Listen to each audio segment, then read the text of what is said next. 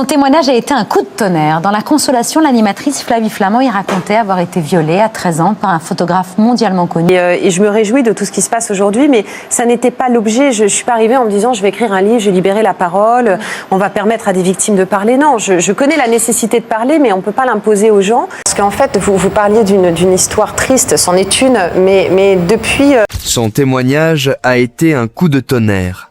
Dans La Consolation, l'animatrice Flavie Flament racontait avoir été agressée à 13 ans par un photographe mondialement connu. 1 an plus tard, son histoire est devenue un téléfilm bouleversant. Depuis, sa vie est un combat contre l'oubli et pour l'allongement des délais de prescription. Flavie Flament est ce soir sur le plateau de C'est à vous. Bonsoir Flavie Flament. Merci de votre présence sur le plateau de C'est à vous. Merci de m'accueillir. La Consolation, nous l'avions reçu comme un coup de tonnerre. C'était votre livre, votre récit. 1 an plus tard, vous signez l'adaptation de ce livre en téléfilm parce qu'il était important que votre témoignage touche un public encore plus large.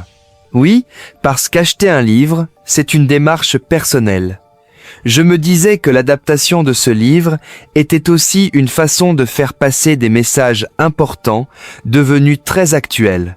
C'était l'occasion d'entrer encore davantage dans les foyers, d'alerter et être aussi d'indigner. Vous espérez libérer encore davantage la parole avec ce téléfilm? Oui, bien sûr.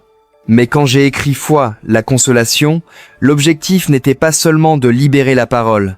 C'était aussi de dénoncer un prédateur et de m'indigner contre les délais de prescription.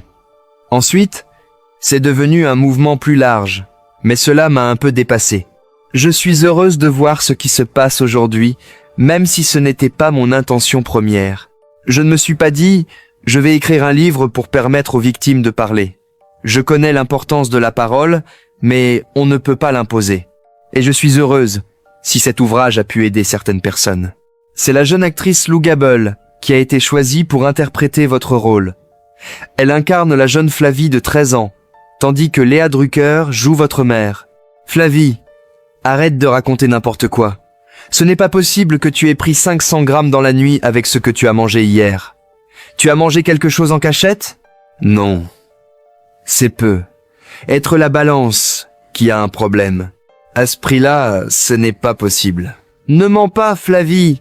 Jure-moi sur la tête de papy que tu n'as rien pris hier. Je te jure, maman, je n'ai rien mangé. Tu crois vraiment que je vais t'emmener avec moi? Oui. Eh bien non. Ça t'aidera peu, être à réfléchir. Mais j'ai réfléchi, maman. Je vais faire plus attention, s'il te plaît.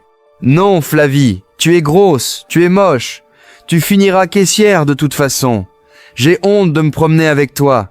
Léa Drucker explique avoir parfois ressenti un profond malaise en interprétant certaines scènes du téléfilm, notamment lorsque son personnage envoie sa fille seule chez un homme beaucoup plus âgé. Oui, mais certains parents ne sont pas forcément capables d'être de bons parents, certains sont défaillants. Aujourd'hui, j'ai un regard plus apaisé sur tout cela, avec une forme d'indulgence nécessaire. Face à cette absence de protection dont vous avez été victime, oui, parce que certaines blessures et certains parcours difficiles empêchent parfois des personnes de réagir correctement. Cela reste condamnable, mais je ne peux pas vivre avec une colère permanente. Je pense surtout qu'il s'agit d'une immense défaillance.